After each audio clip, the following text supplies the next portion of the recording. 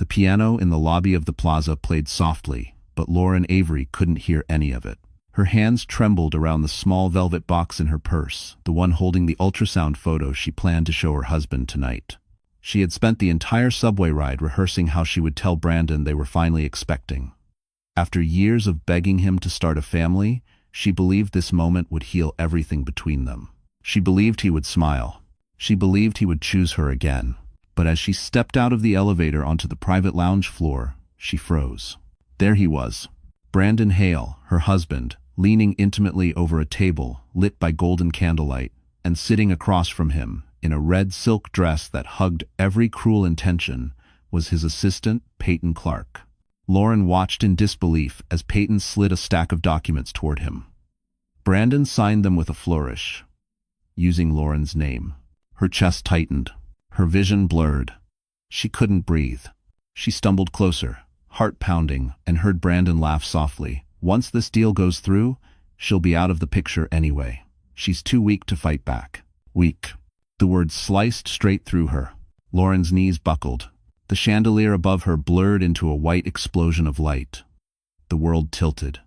Somewhere far away, she heard someone shout her name, someone with a deep, steady voice she didn't recognize. A pair of strong arms caught her just before she hit the marble floor.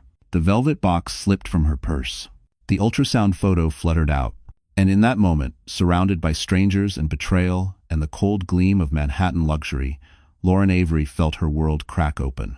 The last thing she saw before everything went dark was Brandon's face. Not worried, not heartbroken, but annoyed. Annoyed she had ruined his evening. And then a voice whispered beside her, "Ma'am, stay with me, please. You're losing a lot of blood." The hospital room was too white, too quiet, too calm for the kind of storm tearing through Lauren Avery's chest. When she opened her eyes, the first thing she felt was the aching emptiness in her stomach. A nurse adjusted the IV beside her, avoiding eye contact the way people do when they know something unbearable. "Where's my baby?" Lauren whispered, her voice cracking like thin glass. The nurse hesitated just long enough to confirm the truth before she said it. "I'm so sorry, Lauren. You miscarried before you arrived." The words echoed in the room, bouncing off every sterile surface until they settled like ashes on her heart. "No," Lauren breathed. "No, please. I never got to." Her hand reached instinctively for her abdomen, as if she could somehow feel what was no longer there. Her whole body trembled. Tears burned her eyes, but the grief was too heavy for crying. It sat on her chest like a building collapsing inward. The door opened. Brandon stood there in his pressed suit, not even out of breath. He hadn't rushed. He hadn't panicked. He hadn't cared. "You scared everyone last night," he said, voice flat. "Collapsing like that was dramatic, even for you." Lauren stared at him, searching for a shred of humanity. A flicker of pain, regret, anything. "There was bleeding," she whispered. "I lost the baby." Brandon sighed, rubbing his temples.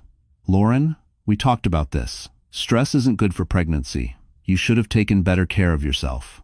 It wasn't just the cruelty of the words. It was the ease with which he said them, like blaming her was simply housekeeping, clearing his conscience with a broom. Her voice shook. "I saw you, Brandon. I saw you with Peyton. I saw the documents, with my signature." Brandon's jaw tightened. His eyes turned cold. "You were hallucinating.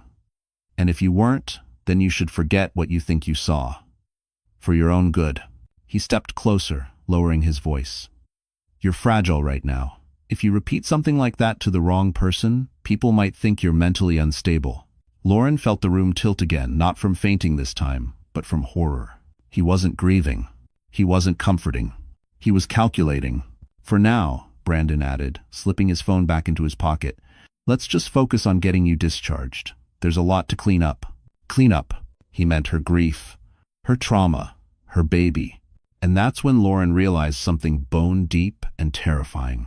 He hadn't just stopped loving her. He had turned her into a liability. And liabilities, Brandon always found a way to eliminate. Lauren was discharged from the hospital 2 days later, moving like a ghost drifting through her own life. The January air in Manhattan cut through her thin coat as she stepped out of the sliding doors. She expected Brandon to offer an arm, a hand, a word, anything. Instead, he walked ahead of her, texting rapidly, as if escorting his grieving wife was an inconvenience wedged between meetings. The car ride home was silent, not heavy with emotion, just hollow. The kind of silence that appears when love has been gutted clean. As soon as they stepped into their penthouse, Brandon headed straight for his office. "Don't go anywhere," he said, not even looking at her. Lauren sank into the nearest chair, her body aching from loss, from betrayal, from the weight of being invisible. She didn't know how long she sat there before Brandon finally reappeared, carrying a folder. He placed it on the coffee table between them with the casualness of setting down a menu. "We're filing for divorce," he said. The world didn't tilt this time. It didn't shatter. It didn't explode. It simply stopped. "What?" Lauren whispered. "This marriage hasn't worked for a long time," Brandon said. "You know that. And after the scene you caused at the plaza, it's clear you're not stable enough for the life I need." She recoiled as if struck. "I lost our baby, Brandon. To the Somanations?" "Yes," he replied coldly, "and frankly, I'm relieved. A child would have complicated things." The words hollowed her out instantly. Brandon slid the papers toward her. "Sign these. The sooner this is done, the sooner we both move forward." Lauren stared at the pages. Legal jargon, property division, liability waivers. And then one line that made her blood run cold. She would take responsibility for any financial irregularities involving her name. "You forged my signature," she said, trembling. "Those contracts, you used my name." Brandon didn't flinch. "And you're going to take the blame if anything surfaces. Because if you don't, I promise you, Lauren, I will ruin you. Professionally, legally, publicly." Her breath caught. "There are emails, messages," he continued, "drafted by my attorney. All of them show you acting alone. If you fight me, those go straight to the authorities. And Effer. They had deuced indust industren." Tears filled her eyes, not from heartbreak anymore, but from the suffocating realization that she was trapped. She lifted the pen with shaking fingers. "That's it," Brandon murmured, satisfied. "Be smart for once, too. And if video's resting, it's comes to." Lauren pressed the pen to the page. But before she could sign, the front door clicked open, and a voice she hadn't heard in years said, "Lauren, why are you crying?" The voice at the door belonged to Melissa Grant, Lauren's former co-worker, and one of the last people she expected to see standing in her penthouse. Melissa rushed inside, her expression shifting from confusion to alarm as she spotted the divorce papers and the trembling pen in Lauren's hand. "Lauren, what's going on?" she asked, kneeling beside her. Before Lauren could speak, Brandon stepped forward with a polished smile that never reached his eyes. "Perfect timing, Mel. We're just finalizing things." "Finalizing what?" Melissa demanded. "Our divorce," Brandon replied coolly. Lauren agreed. Melissa looked at Lauren, whose lips parted but no sound escaped. Brandon took that silence as permission. She understands it's the best choice, especially after the incident. End quote. Melissa's eyes widened. Incident? She miscarried, Brandon. She almost died. Brandon shrugged, dismissive. Emotions are high. It's better if she has space. Melissa stood, fury shaking her voice. "You're unbelievable." Brandon's expression hardened. "This is a private matter. And unless Lauren invited you—" "I did," Lauren whispered suddenly, surprising even herself. Melissa squeezed her hand. "Then I'm not leaving." For the first time in hours, Lauren felt a small flicker of safety. But it extinguished instantly when Brandon dropped the final blow. "Actually, you are leaving," he said, not to Melissa, but to Lauren. "Effective today, this penthouse is no longer your residence." Lauren blinked. "What?" Brandon handed her a manila envelope. "You'll find everything inside. You have until tonight to vacate. Consider it a courtesy." Melissa ripped the envelope open and gasped. "You're kicking her out with nothing? No savings? No access to accounts?" "Her instability makes her unfit to manage shared finances," Brandon said smoothly. "I've frozen all cards linked to my assets. She'll get a settlement once the divorce is processed." "Months from now," Melissa shot back. Brandon didn't deny it. Lauren felt the room spin. The penthouse she had decorated, the life she had built, the marriage she had sacrificed everything for gone in the space of one cruel conversation.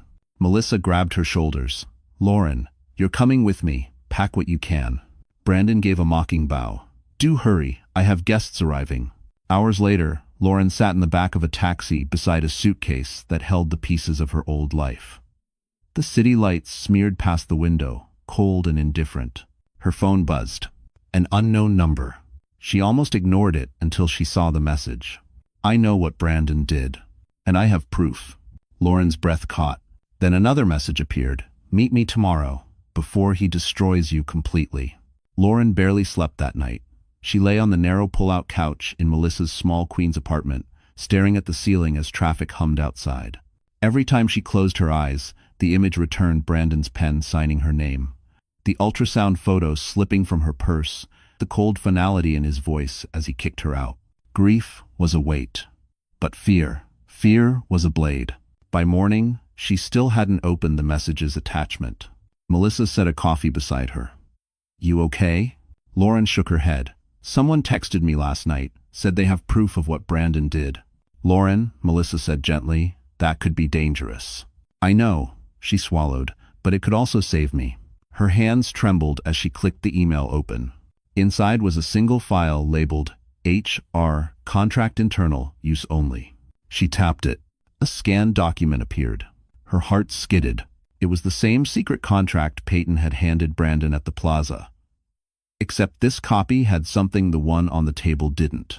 A timestamp, a digital trail, and photos of Brandon signing Lauren's name on multiple documents across several months. Melissa leaned closer. Lauren, this is huge. It proves he forged everything. Lauren's pulse raced. But who sent it? And why now? Before they could process the implications, another email arrived from an anonymous sender again. Open your front door. Lauren froze. How did they know where I am? Melissa grabbed her arm. Lauren, don't. A sharp knock echoed through the apartment. 3 knocks. Slow, deliberate. Melissa whispered, call 911. But something inside Lauren, instinct, desperation, maybe destiny, pushed her forward. She approached the door, fear crawling up her spine. She opened it a fraction. A man in a charcoal suit stood there, holding a sealed envelope. He wasn't threatening. If anything, he looked urgent. His expression softened when he saw her, almost as if he recognized the pain on her face. Miss Avery? He asked quietly. I was instructed to deliver this to you. By who? Melissa demanded from behind. The man hesitated. Someone who believes you're in danger. Lauren's breath caught as she accepted the envelope. Inside was a single typed message. He knows you have the file. Leave the apartment now. A cold wave rolled through her body. Melissa's voice shook. Lauren, what is it? Lauren looked up, her heart pounding so hard she could barely speak. Brandon knows, she whispered, and he's coming. Lauren and Melissa didn't waste a second. Within minutes, they grabbed Lauren's suitcase, laptop, and the envelope of damning documents. Melissa ordered a rideshare, but the app froze repeatedly. Lauren's pulse hammered. He's blocking our account, Melissa whispered. Brandon's trying to trap us. They fled down the narrow stairwell of the apartment building instead of using the elevator. Lauren felt every bruise from the hospital, every ounce of heartbreak slowing her steps. She clutched the flash drive with the file, her only protection now. When they reached the street, the winter wind sliced through her clothes. Melissa tried waving down a cab, but every car was taken. Lauren's breath clouded in the cold. We need to get somewhere safe, Melissa said. A police station, maybe. No, Lauren choked. If Brandon's already planted fake evidence, they'll think I'm the guilty one. Melissa didn't argue. She simply squeezed Lauren's hand tighter. Then a sleek black Mercedes S-Class rolled to the curb beside them, engine humming low. The tinted window lowered, and for the second time in Lauren's life, she looked into the eyes of the man who had once carried her bleeding body through the lobby of the plaza. Cole Maddox. He didn't smile. He didn't soften. He simply said, "Get in, both of you." Melissa stepped in front of Lauren. "Absolutely not. Who the hell are you?" Cole's jaw flexed. "The person who's been trying to keep her alive long enough to fight back." Lauren froze. "You're the one sending the messages." End quote. "Yes," he said, meeting her gaze. "And if you stay out here, Brandon's people are going to find you." "How do you know that?" Melissa demanded. Cole exhaled sharply. "Because I've dealt with Brandon before, and he's more dangerous than you think." A black SUV turned the corner too fast. Its windows were tinted, identical to the cars Brandon used for company errands. Melissa saw it first. "Lauren," she whispered, "we don't have time. Beijing Capta. Informord." The SUV slowed, creeping toward them like a predator choosing its angle. Cole opened the door wider. "Lauren, now." Lauren hesitated only a second before sliding into the back seat. Melissa followed, slamming the door shut behind them. Cole hit the accelerator. The SUV lurched to chase. "Why are you helping me?" Lauren asked, breath shaking. Cole didn't look back. His voice was flat, almost haunted. "Because Brandon Hale ruined someone I loved once, and I won't let him do it again." As every fast, Lauren's heart thudded painfully. "Who?" she whispered. Cole's hands tightened on the wheel. "Your name wasn't the first one he forged." The Mercedes sped through midtown traffic, weaving between taxis and buses as horns blared around them. Lauren clutched the seatbelt, her pulse thundering in her ears. Cole Maddox drove with lethal precision, eyes fixed on the road, jaw tight with a tension that made her stomach twist. "What did you mean?" Lauren asked, voice trembling. "Someone you loved, Brandon, forged their name?" Cole didn't answer immediately. His grip on the wheel tightened as they turned onto Park Avenue. 3 years ago, Brandon orchestrated a deal that nearly bankrupted my company. He forged signatures, fabricated approvals, then blamed a junior executive. She was brilliant, loyal, and young enough to think justice always prevails. Lauren swallowed. "What happened to her?" "She lost everything," Cole said quietly. "Career, reputation, mental health." Brandon walked away untouched. "And you couldn't expose him?" Melissa asked from the passenger seat. "He covered his tracks too well," Cole replied, "and I didn't have the proof." "But now," Lauren whispered, holding the flash drive in her trembling hand, "we do." For the first time, Cole looked at her through the rearview mirror. "Yes, but Brandon knows it exists now. That changes everything." Lauren's stomach dropped. "How?" Cole's phone buzzed. He put it on speaker. A male voice came through, panicked. "Cole, it's Walker. Someone broke into the server room at Halston Capital. They wiped entire archives." Lauren's heart stopped. Walker continued. "They were specifically looking for the internal contract logs. If Lauren Avery hadn't downloaded her file yesterday, everything would have been erased." Melissa gasped. "Oh my God, he's covering his tracks." Cole's expression darkened. "What about security footage?" "Deleted. Whoever did this knew exactly what they were doing." The call ended abruptly. Silence filled the car, heavy and suffocating. Lauren's hands shook uncontrollably. "He's destroying evidence, and he's coming after me." Cole exhaled. "He's panicking. That makes him unpredictable." They turned into an underground parking garage beneath a steel and glass office tower. Cole pulled into a private space and shut off the engine. "You'll be safe here," he said. "This building belongs to Maddox Dynamics. No one gets in without my clearance." But before Lauren could respond, Cole's security chief sprinted toward the car, breathless. "Sir, you need to see this." He handed Cole a tablet. A paused security camera still showed a man entering Melissa's apartment building. Lauren froze. It was Brandon. But there was something worse, something that made her blood run cold. He wasn't alone. 2 men in black followed him, carrying equipment. Cole stared at the screen, jaw tightening. "He's not looking for you," Cole said quietly. Lauren's voice trembled. "Then who?" Cole looked at her, eyes sharp with fear. "He's looking for the flash drive because he just figured out what you really stole from him." Lauren followed Cole through a private hallway inside Maddox Dynamics, her suitcase rolling behind her, her body still trembling from everything she had learned. The sleek glass walls and soft LED lighting felt too polished, too calm compared to the chaos devouring her life outside. Cole opened the door to a small secured conference room. "You'll stay here until I figure out our next move," he said. His voice was firm, but there was something gentler underneath, something that felt like concern. Melissa sat beside Lauren, squeezing her hand. "We're in this together." Lauren wanted to believe that, but fear clung to her like a second skin. She set the flash drive on the table. It looked small, too small to hold the kind of truth that could burn her entire world down. Cole leaned over it. "Before we do anything, we need to see exactly what data Brandon forged under your name." Lauren nodded, swallowing hard. "I'm ready." Cole connected the flash drive to his encrypted laptop. Lines of documents populated the screen: contracts, approvals, wire transfers, every one of them stamped with her signature. But then Cole clicked a folder Lauren hadn't noticed before. A hidden directory.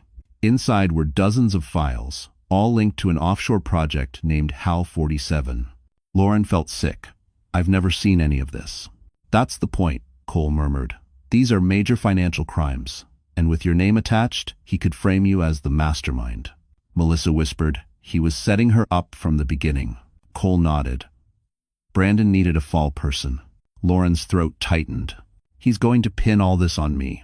"He can't," Cole replied, "because now we have something he didn't expect, evidence he didn't erase." Lauren stared at the files, terror mixing with something new, something she hadn't felt in weeks. Anger. Slow, rising, dangerous anger. "He took my baby," she whispered. "He destroyed my life. And now he wants to destroy what's left." Cole met her eyes. "Then we fight back, quietly, strategically, and we hit him where he never expects it." "And right, 2-3. "How?" Melissa asked. "Through the one battlefield he can't control the boardroom." Cole clicked on another window. "Halston Capital's quarterly meeting is next week. If we take this evidence to the board before Brandon manipulates it, we can get him removed." Lauren stared at him. "Removed? As CEO?" "Removed from everything," Cole said. "And once he's exposed, the authorities can take it from there." Lauren exhaled shakily as a spark of hope flickered inside her. "But," Cole added, closing the laptop slowly, "there's something I need to tell you before we move forward." Lauren leaned in. "Something about HAL 47. Cole hesitated, troubled, almost haunted. "Your name isn't the only one he forged. There's someone else involved. Someone whose return will change everything." Lauren woke the next morning on a small sofa inside Cole's protected executive suite. For the first time in days, the air didn't feel hostile. Cole had arranged secure housing for her inside the Maddox Dynamics Tower far beyond Brandon's reach. But peace never lasted long in her world anymore. Melissa burst into the room, phone in hand, face pale. "Lauren, you need to see this." Lauren's stomach tightened. "What happened?" Melissa handed her the phone. "It's everywhere." "His nada, endem." A gossip site headline glared back. "Ex-CEO's wife caught having affair with rival billionaire Cole Maddox. Leaked photos suggest secret relationship." Lauren's breath vanished. Below the headline were grainy images clearly edited, showing her entering Cole's building, sitting in his car, even a fake shot of them supposedly kissing in an elevator. Lauren shook her head, horrified. "None of this is real. They photoshopped everything." "Brandon did this," Melissa said. "He's trying to destroy your credibility before you expose him." Lauren felt the panic rising. "If the board sees this, they'll think I'm trying to sabotage him because of an affair." Melissa nodded grimly. "And if the police see it, it looks like motive." Her world, already cracked, threatened to collapse again. Cole entered the room then, holding a tablet. His expression was thunderous. "I've seen the leak," he said. "My legal team is already pushing takedown notices." "In those Brazich," Lauren's voice broke. "Everyone will think." "I don't care what they think." Cole's tone sharpened with conviction. "This is a play to discredit you. And me." Melissa crossed her arms. "He's desperate." Cole nodded. "He's accelerating his timeline. The fact that he launched the smear campaign means he thinks you're close to exposing HAL 47. Lauren rubbed her temples. "You said someone else's name was forged. Who? What does that project even connect to?" Cole hesitated, as if weighing whether the truth was too heavy to put on her already bleeding shoulders. Before he could answer, his phone buzzed again. A notification lit the screen with a new headline. "Mysterious whistleblower contacts, media claiming major fraud at Halston Capital." Melissa gasped. "Someone else is leaking information?" Cole read deeper, eyes narrowing. "It's anonymous, but the details, they're specific, very specific. They're describing forged signatures, offshore accounts, everything Brandon tried to pin on you." Lauren whispered. "Someone is helping us?" "Or," Cole said slowly, "someone is using you." He turned the tablet toward Lauren. The article referenced confidential internal memos Lauren had never seen, never touched, yet all of them carried her digital signature. Lauren felt the blood drain from her face. "He's framing me again." Cole's expression hardened. "No, this is worse. Someone is pretending to be your ally to expose Brandon. while making it look like you're the mastermind. Lauren staggered back. If the authorities believe this, Melissa said, you'll be the prime suspect. Cole looked at Lauren, voice low and grim. Whoever the whistleblower is, they want Brandon destroyed, but they want you destroyed with him. By noon, the fabricated scandal had spread across every major business forum in Manhattan. Investors whispered. Junior analysts exchanged screenshots. CEOs texted each other with thinly veiled amusement. To them, it was entertainment. A fallen wife, a rising billionaire, a scandal perfectly tailored for gossip. But to Lauren Avery, it was a noose tightening. Brandon is painting me as unstable and vindictive, Lauren whispered, pacing the secure conference room. He wants the world to think I'm lashing out because of the divorce. Melissa sighed. He's shaping the narrative before you can expose him. 2007. One paper haven. Just 2000. Cole entered, buttoning his suit jacket, radiating the calm intensity of a man who had made a decision he couldn't step back from. I'm going public, he announced. Lauren froze. What? No, Cole. If you acknowledge this rumor, you're validating it. He'll use it against you. He already is, Cole said, but he crossed a line. Brandon dragged my company into this, and I won't let him bury you to protect himself. He turned his laptop toward them. On the screen was a drafted statement addressed to all major news outlets. Cole Maddox denies rumors of affair, calls for full investigation into forged documents at Halston Capital. Lauren's eyes widened. You're going to expose him publicly? Now? Yes, Cole said. Because silence is letting him write the story. He angled closer, voice lower and more personal. And because I won't stand by while he destroys you. For a moment, Lauren's breath caught. No one had ever chosen her side over risk before. Not her foster families, not Brandon, not anyone. Cole, she whispered, if you do this, Brandon will come after you harder. Cole's expression didn't waver. He already lost the chance to scare me. Melissa nodded approvingly. Finally, a man with a spine. Cole stepped back. But there's more. I'm not just issuing a statement. I'm taking you with me. Lauren blinked. Taking me where? To the press conference. Lauren's heart dropped. No, Cole, I can't go on camera. Brandon already made me look unstable. If I stand next to you. You don't defend yourself by hiding, Cole interrupted gently. You defend yourself by standing in the light. Melissa patted Lauren's shoulder. He's right. Cole held out his hand. You don't have to speak. Just let them see you're not the woman Brandon is trying to portray. Her hands trembled. Every instinct screamed to stay invisible.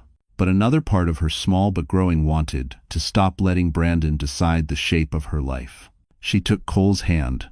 As they headed for the elevator, Cole's security chief sprinted toward them, breathless. Sir, urgent call from the legal team. You need to hear this. Cole answered immediately. A voice crackled through the speaker. Cole, the whistleblower just contacted Brandon's people directly. They're framing Lauren. She has an arrest warrant pending. Lauren's knees buckled. Cole caught her arm. And the voice on the phone added, You have 30 minutes before the police arrive. Lauren felt the blood drain from her face as Cole ended the call. An arrest warrant. For her.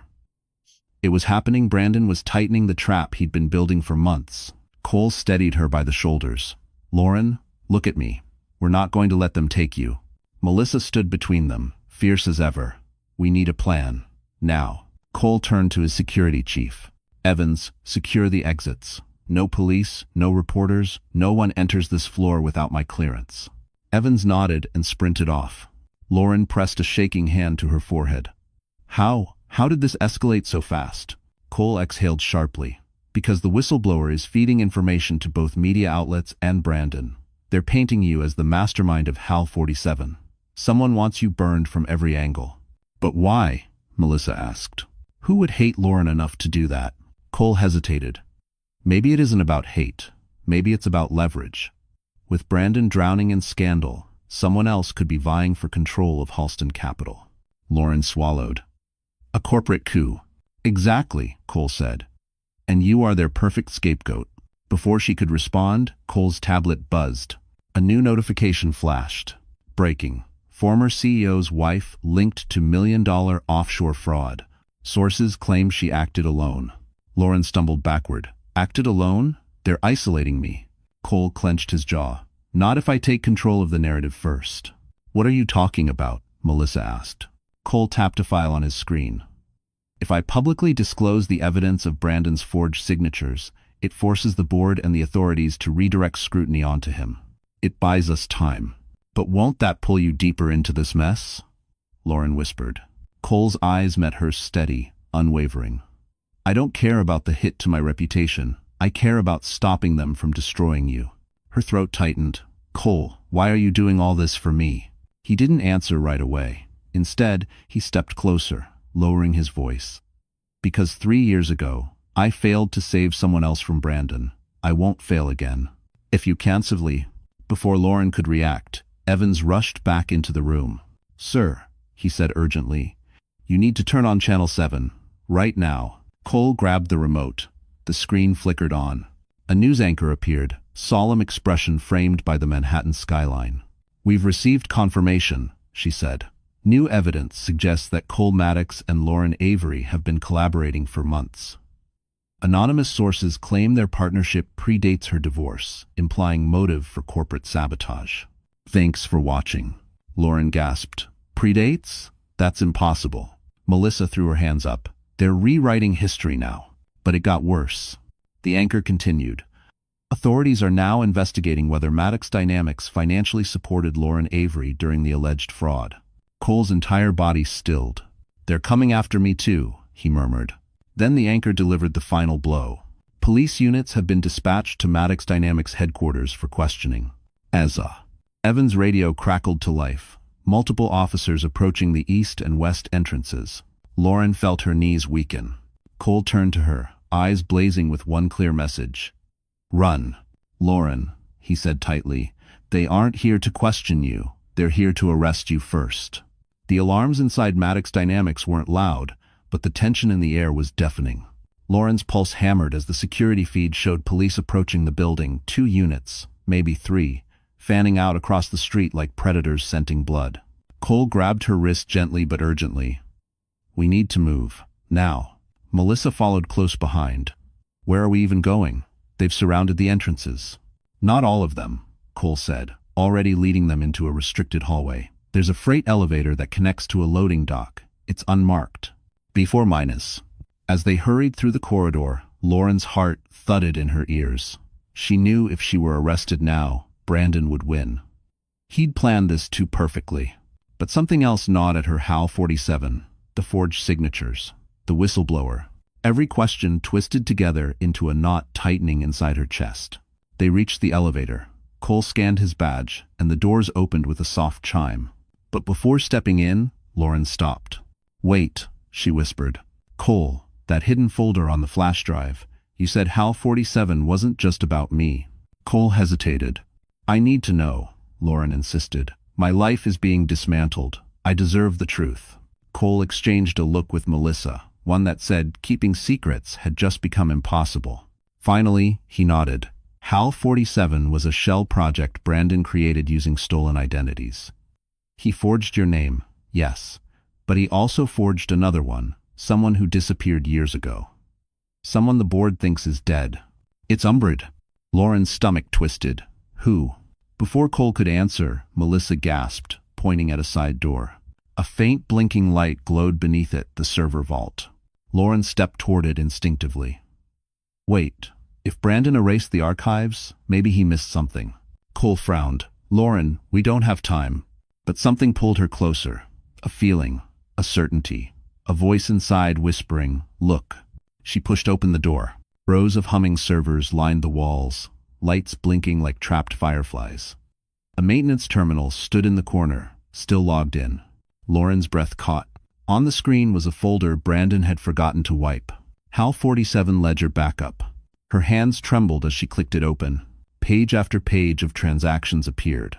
Offshore accounts, illegal transfers, payments to unnamed contractors, and at the bottom, 2 signatures. Her own, and another name she recognized instantly. Melissa gasped. No way, that's... Lauren's voice cracked. But she's dead. She died 3 years ago. Cole's face drained of color. She didn't die, Lauren, he said quietly. She vanished after Brandon ruined her. Lauren stared at the ledger, horror rising like ice water in her veins. Because the second forged name belonged to Cole's former fiancée. And then the server doors slammed shut behind them. Someone else was inside the building. Lauren had never imagined walking into a room where every chandelier shimmered like frozen lightning, while her entire life balanced on a single flash drive hidden in her clutch. But that was exactly what the annual Halston Capital Winter Gala felt like. Guests in couture gowns and tailored tuxedos filled the ballroom of the Ritz-Carlton, violinists playing over the low hum of Manhattan's wealthiest elite. Journalists hovered near the stage, their cameras ready to devour any scandal. And tonight, scandal had a name: Lauren Avery. Cole Maddox escorted her through the entrance with a protective steadiness that kept her breathing. The moment they appeared beneath the golden archway, whispers sliced through the air like razor wire. That's her. The one accused of the offshore fraud. Why is she with Maddox? Isn't she supposed to be in custody? Lauren kept her gaze forward. She had learned, painfully, that fear loses power when you refuse to look it in the eye. Melissa, walking slightly behind them, leaned in. Don't break, don't blink. Brandon feeds on weakness. But Lauren didn't feel weak. Not tonight. Not anymore. She spotted the board members near the front. Their tight smiles said everything the rumor storm had reached them. Some looked curious, some looked terrified, and some guilty. Then the room shifted. Brandon Hale entered the ballroom. His tuxedo was immaculate, his posture dripping with arrogance. And on his arm, wearing a champagne-colored gown designed to steal attention, was Peyton Clark. People parted for them as if they were royalty until they reached the open center of the room, where Brandon finally looked up and saw Lauren. His smile froze. Because she wasn't broken. She wasn't begging. She wasn't hiding. She was standing beside his greatest rival, taller, stronger, and glowing with the power of truth she hadn't yet unleashed. Peyton clutched Brandon's arm. Why is she here? Brandon didn't answer. His jaw tightened, eyes flashing with something darker than anger. Fear. Cole felt it too. He didn't expect you to show up, he murmured. This changes the entire game. The orchestra quieted as the CEO introduction began. Brandon was scheduled to speak first. He moved toward the stage, but not before leaning close enough to Lauren to hiss.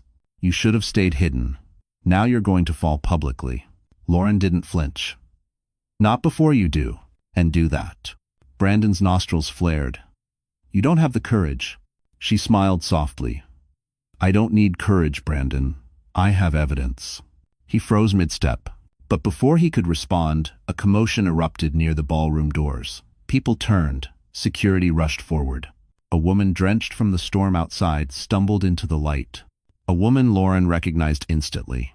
The missing woman, Cole's fiancée. Alive. And trembling, she lifted a shaking hand and pointed straight at Brandon Hale. He tried to kill me. Gasps tore through the ballroom as the drenched woman stumbled forward, her hair matted by rain, mascara running down her cheeks. Her eyes wild, terrified, desperate, locked onto Brandon like a predator that had finally found its target after years in the dark. Cole was the first to move. Aria? His voice cracked in disbelief. Lauren stiffened. Aria Whitlock, Cole's fiancée who had supposedly died in an overseas accident. The same name forged beside hers in the HAL 47 ledger. Aria took a shaky step toward Cole. He did it, she whispered hoarsely. Brandon, he staged everything. He forged my name, and when I tried to expose him, he tried to kill me. Brandon's face drained of color. Peyton clutched his arm. Brandon, what is she talking about? The board members looked at one another, panic changing their expressions. Journalists surged forward, cameras flashing. No, Brandon barked suddenly, his voice cracking. This is insane. She's unstable. She disappeared years ago. Because I was hiding from you, Aria screamed, her voice echoing through the golden ballroom. You sabotaged my career. You threatened my family. You used my digital signature for fraudulent transfers. And when I confronted you, she lifted her left sleeve. A collective gasp swept the room.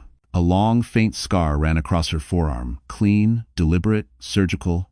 You tried to make my death look like a suicide, Aria said. You hired men to abduct me, but they double-crossed you and let me go when they realized who I was engaged to. Cole looked gutted. Aria, why didn't you come home? I thought staying dead was the only way to survive, she whispered, until I saw what he was doing to Lauren. I couldn't let him destroy another woman. Brandon stepped backward, panic now carving itself into his expression. This is slander. She's lying. Lauren stepped forward, voice steady. Then explain HAL 47, Brandon. Explain why both our names were used in the transfers. Explain why Aria's death certificate was filed by a shell corporation you control. A murmur erupted. Board members began whispering frantically. Cole's voice hardened. Explain why the ledger shows payouts to offshore accounts matching your personal schedule. Explain why the only people who ever approved these transactions were women. You groomed, used, and discarded. Peyton stumbled away from Brandon, horrified. You told me they were unstable. You said they sabotaged you. They did, Brandon snapped, sweat glistening on his temples. He stopped, because he realized everyone had fallen silent. Everyone was staring. Everyone finally saw him. A predator, cornered by the truth. Security approached hesitantly, unsure of whose orders to follow. But before they could take a step, one of the board members raised a trembling hand. Mr. Hale, she said coldly, please surrender your access card. You are hereby suspended pending full investigation. Brandon's lips curled into a snarl. No, he hissed. No one is taking my company. Not her, not him, not anyone. Then he lunged straight for Lauren. And in the split second before impact, a gunshot cracked across the ballroom. The gunshot echoed through the ballroom like a lightning strike, tearing the night sky open. Guests screamed, ducking behind tables. Security rushed forward. The orchestra, frozen mid-note, fell into dead silence. Lauren's heart stopped as she staggered backward, bracing for pain.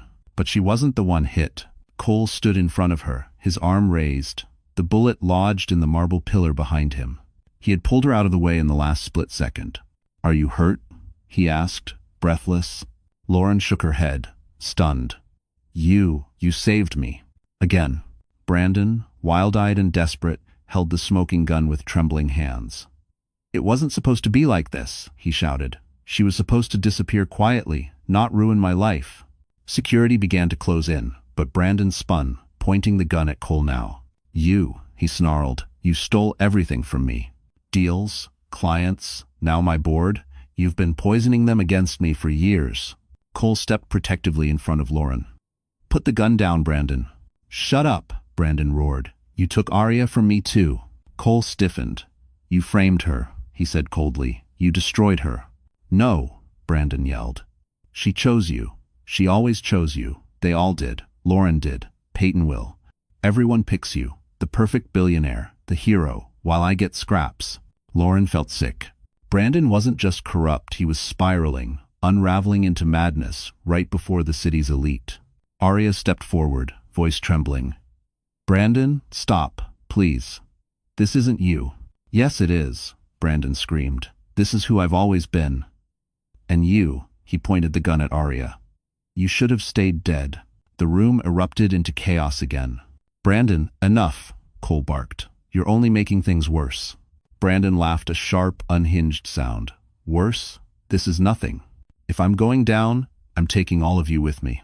Then he reached into his jacket with his free hand and tossed something onto the polished floor. A flash drive. Lauren's stomach twisted. It wasn't hers. Brandon smirked. That contains every coincidence linking Lauren and Cole for the past 6 months. Financial trails, emails, leaked documents. Enough to convict both of them. What are you talking about? Lauren cried. Those are fake. Doesn't matter, Brandon whispered. They'll believe it. Especially since the whistleblower sent the same data to federal investigators tonight. Cole's jaw tightened. You forged evidence against me? Brandon grinned. Oh, Cole, I didn't forge all of it. You should be more careful about the people you trust. Cole froze. What does that mean? Brandon's eyes gleamed with triumph. It means the whistleblower isn't working against you. He glanced at the ballroom entrance. She's working with me. End quote. The ballroom fell into a suffocating silence. Brandon's words hung in the air like poison, spreading fast, sinking deep. Lauren felt her chest tighten as she scanned the crowd, searching for the traitor he claimed was helping him. Melissa whispered, He's bluffing. He has to be. But the fear in Cole's eyes said otherwise. Brandon took a step back, gun still trembling in his hand. "Come on out," he taunted. "You wanted a stage. Here it is." The ballroom doors creaked. High heels clicked across the marble. Peyton Clark stepped forward, her champagne gown shimmering under the chandelier, mascara streaked from tears. But her expression wasn't frightened. It was furious. Lauren staggered. "Peyton, you're the whistleblower?" Peyton didn't look at Lauren. She looked straight at Brandon with hatred sharp enough to cut glass. "You promised me everything," Peyton snarled. "You said once Lauren was gone and you were cleared, we'd run Halston together. You said Cole would crumble. You said we'd be untouchable." Brandon stiffened. "Peyton, stop. Not here." "Oh, I'll stop when you stop ruining every woman stupid enough to trust you." Peyton laughed bitterly. "I figured out what you did to Arya. And then Lauren. And then me. I was never your partner. I was your next fall girl." Lauren felt the room spin. Peyton wasn't on Brandon's team. She was turning against him. Peyton stepped closer, fire blazing in her eyes. "I leaked evidence to the media, but Brandon twisted it, turned it against Lauren, used it to frame Cole. He stole access to my laptop, my accounts, everything." Brandon snapped. "You were supposed to be smarter than this. And you were supposed to be a man, not a parasite," Peyton shot back. The board members exchanged horrified looks. Whispers erupted across the room. Cole stepped forward. "Then who sent the arrest warrant data?" Peyton shook her head. "Not me. That wasn't me at all. Someone else is feeding him intel." Lauren blinked. "Someone else?" Peyton pointed at Brandon, then at the balcony above the ballroom. "He has a second accomplice. Someone inside Halston, someone senior." The entire room turned toward the balcony, just as another figure emerged from the shadows. A woman in a sleek black dress. One, Lauren recognized instantly. Victoria Langford, Senior Vice President. Brandon's longtime mentor. And the woman who had always smiled too widely at Lauren, while never meeting her eyes. Victoria descended the stairs slowly, clapping once. "Well done, Brandon," she said with a chilling smile, "but you've lost control of the narrative." Brandon's face twisted in disbelief. "Victoria, you were supposed to leak the final report." "I did," she said coldly, "but not for you." Lauren stared, breathless. "Then who?" Victoria's gaze locked on her. "I leaked it for her." She pointed straight at Lauren. "Because you're not the woman Brandon thinks you are, and it's time he found out." The ballroom felt suspended in time. Every guest, journalist, board member, and security guard stood frozen as Victoria Langford's words echoed through the air. "I leaked it for her," she repeated, chin lifted, eyes sharp. "Because Lauren Avery was never Brandon's victim. She was his key." Lauren stiffened. "His key?" Victoria nodded slowly. "Your name wasn't forged randomly. Brandon chose you years before you even met him." Cole turned sharply. "What are you talking about?" Victoria stepped forward, heels clicking with deliberate calm. Brandon targeted Lauren the moment she joined Halston Capital. Her background, her lack of family ties, her financial vulnerability, she was perfect for a long-term fraud operation. Invisible enough to manipulate, smart enough to sign anything he put in front of her without suspecting his motives. "Thanks for watching." Lauren felt something collapse inside her. "So, my marriage was never real." Victoria's expression softened for the first time. "He didn't marry you for love, Lauren. He married you to use you. The pregnancy, your grief, all of it was collateral damage." Cole clenched his fists, fury burning through him. "Why tell us now?" Victoria exhaled. "Because I couldn't watch him destroy another woman, and because Arya's survival changed everything." Arya, still trembling, stepped closer. "Victoria helped hide me after Brandon tried to kill me. She risked everything." Lauren felt dizzy, the truth spiraling around her like a storm. Victoria looked at Cole next. "You should tell her." Cole's eyes widened. "Victoria, no. She deserves the truth before the end," Victoria insisted. Lauren turned to Cole. "What truth?" Cole looked pained, torn open. For the first time since meeting him, he didn't look like a billionaire CEO. He looked like a man carrying years of guilt. "I didn't just rescue you at the plaza," he said quietly. "I followed you, not because I knew you, but because I recognized the pattern."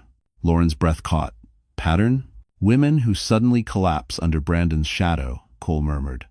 Women whose lives change right before Brandon launches a major fraud.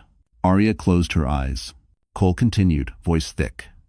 When I saw you fall, bleeding, I knew. I knew he had chosen another target, and I couldn't stop it. So, Lauren whispered, you never told me. I thought keeping my distance would keep you safe. His voice cracked. But I was wrong. And when you reappeared at Halston, broken, terrified, I knew I had failed you just like I failed Arya. Lauren's eyes filled with tears. Cole, you didn't fail me. But Cole shook his head. There's more. Something you need to hear before the authorities arrive. He stepped closer, lowering his voice to a confession. Lauren, I didn't just protect you because I felt responsible. He swallowed hard. I protected you because somewhere along the way, a crash thundered from the far end of the ballroom. Doors burst open. Federal agents swarmed inside. And Brandon Hale pointed straight at Lauren. That's her. Arrest her now. Chaos exploded the moment Brandon shouted, arrest her now. Federal agents surged toward Lauren, badges raised, their shouts drowning into the orchestra's abrupt silence. Cameras flashed wildly as reporters pushed forward, voices tangled in panic. But Cole moved faster. He stepped in front of Lauren, arms outstretched. No one touches her. One of the agents barked, Mr. Maddox, step aside. We have probable cause. No, you don't, Victoria Langford cut in sharply. Because your warrant is based on fabricated evidence supplied by Brandon Hale and his accomplice me. The agents froze. Everyone else stared. Victoria continued, and I am officially withdrawing every statement I made under coercion. Brandon forged documents and manipulated internal reports. I'm ready to testify. Lauren's eyes widened. Victoria, once Brandon's greatest ally, was dismantling him piece by piece. Arya added, I'll testify too. He staged my death. The ballroom erupted in gasps. Agents exchanged looks. Federal protocol changed instantly. Suddenly, Lauren wasn't the target Brandon was. Detain Brandon Hale for questioning, the lead agent ordered. Brandon lunged backward, wild, cornered. No, they're lying. Agents closed in. Peyton stepped aside, expression cold. I'm done protecting you. The room swallowed Brandon's rage as agents forced him to the ground. Lauren exhaled shakily. Her body trembled as if years of fear were trembling out of her, leaving her hollow but free. Cole turned to her, searching her face. Are you all right? She nodded, tears filling her eyes. I am now. They were escorted out a side entrance, the noise fading behind them as they stepped into the crisp Manhattan night. The wind was cold, but the city lights glowed warm gold, steady, alive. On the rooftop terrace of the Ritz, overlooking the skyline, Cole led her to the railing. I never finished what I was going to tell you. Lauren laughed softly, breath still shaky. Cole, now? After all that? Yes. He stepped closer. Because life doesn't pause until the danger ends, and because you deserve a moment that belongs only to you. Her heart fluttered. You said you didn't just protect me out of guilt, she whispered. What did you mean? Cole took her hands. His voice was low, earnest. Lauren, somewhere between watching you fight for your life and watching you reclaim it, I fell in love with you. Lauren felt the world tilt, but not from fear, from something warmer, steadier. Cole continued. And if the timing is wrong, if it's too soon, if you need space, I'll wait. But I want you to know, I see your strength, your fire, your courage. I don't love you because you survived. I love you because of who you are. Tears slipped down her cheeks. And Lauren, he said gently, I want a future with you, if you'll have one with me. He reached into his pocket. A small velvet box emerged under the city lights. Her breath caught, but before she could answer, the terrace door slammed open. An agent rushed out, breathless. Lauren, there's been a development. Brandon escaped custody. Lauren's breath caught as the agent delivered the news. Brandon escaped custody. Cole moved instantly, stepping in front of her. How? The agent shook his head. He slipped out during transport. We believe he had outside help. Melissa, who had joined them on the terrace moments earlier, whispered, Of course he did. A man like Brandon always has someone left to manipulate. Lauren wasn't afraid anymore, not the way she used to be. She was exhausted, furious, and ready to end this. What does he want now? Cole answered quietly, control. And he's losing every ounce of it. They re-entered the Ritz-Carlton ballroom, where agents, board members, and guests swirled in confusion. But one person wasn't confused at all. Victoria Langford stood beside Arya, speaking urgently to federal investigators. When she saw Lauren, her expression softened. "You won," Victoria said. "He's cornered. He's dangerous. But he's out of moves." Arya nodded shakily. Brandon built his whole empire on lies. Now every lie is unraveling. A loud crash boomed from the far side of the ballroom. Everyone spun. Brandon Hale stood there disheveled, wild-eyed, tie torn, hair soaked from rain. 2 unconscious security guards lay behind him. Guests screamed. Agents drew weapons. "Everyone stop," Brandon roared, holding a broken champagne bottle like a blade. "Nobody moves unless you want the board of this company swimming in their own blood." Chaos froze. Brandon's gaze swept the room until it landed on Lauren. "You," he growled. "Everything was fine until you. You ruined my plans, my company, my future." Lauren stepped forward before anyone could stop her. "No, Brandon. You ruined your own future. You used people. You lied. You forged signatures. You destroyed lives." 2. End quote. Brandon shook with rage. "I made you. You were nothing before me." Lauren lifted her chin. "And I'm more than you ever deserved." Brandon lunged toward her. Cole shoved in front, but Brandon swung the bottle wildly, cutting Cole's arm. Lauren cried out, but Cole barely reacted. His eyes were locked on Brandon with a calm, lethal resolve. Federal agents closed in. "You can't outrun this," Cole said. "Your own board voted you out. Every document you forged has been recovered. Every person you hurt is alive to testify." Brandon laughed, a broken, manic sound. "Then I'll take you down with me." He grabbed a metal candelabra, ready to strike. But before he could swing, Peyton stepped behind him and whispered, "I should have done this months ago." She shoved him hard. Brandon stumbled backward, arms flailing, straight through the balcony railing. Gasps ripped through the room as he plunged. Agents rushed to the edge. Lauren clutched Cole's arm, shaking. One agent shouted, "He's alive. We need medics." But then he stopped. Tension rippled through the ballroom. "He's alive," the agent repeated, "but he's asking for Lauren." Lauren hesitated before stepping into the dim emergency room, where Brandon Hale lay bound to a gurney, oxygen mask pressed against his face. Monitors beeped steadily beside him. He was bruised, pale, no longer the powerful man who once controlled every corner of her life. For the first time, he looked small. The agent nodded. "He asked for you. Only you." Lauren approached slowly, Cole just outside the doorway, a silent pillar of strength. Brandon's eyes fluttered open.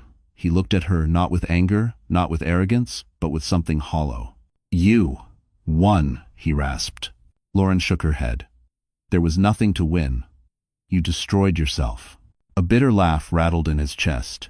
"You were supposed to be the easy one, the disposable one." Lauren's voice remained calm. "And yet here we are. You alone, and me, free." Brandon swallowed hard. "I didn't mean for the baby." Lauren stepped closer, voice steel. "Stop. You don't get forgiveness. Not from me." His eyes glistened not with remorse, but with the realization that nothing he said would save him now.